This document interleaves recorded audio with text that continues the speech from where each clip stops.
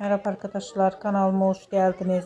Değerli sanatçımız Alim Qasımovun 3. torunu sevgili Fargana Qasımova'nın evlatlarının doğum gününden görüntüler geldi. Ben de bu görüntüleri sizler için YouTube kanalımda video halinde sunuyorum arkadaşlar. Umarım beğenirsiniz.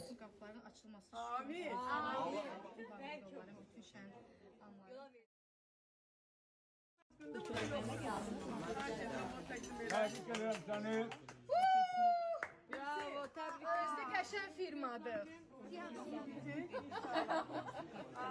İndi yol verin dayıya. Təqdimat.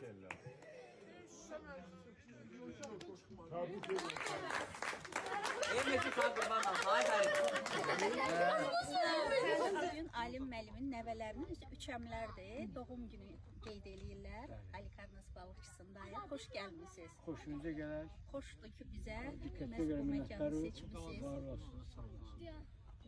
İnşallah qarşıdan da əziz dostlar konsert layihəsi gəlir. Möhtəşəm konsert. Balaca məlumat verək bu barədə. Bəli, noyabrın 26-sı Heydər Əliyev adına sarayda Şəbi Hicran adlı konsertimiz gedəcək. Hər kəsi ora dəvət edirik. İnşallah gözləyirik. Bizə də Allah eşq versin.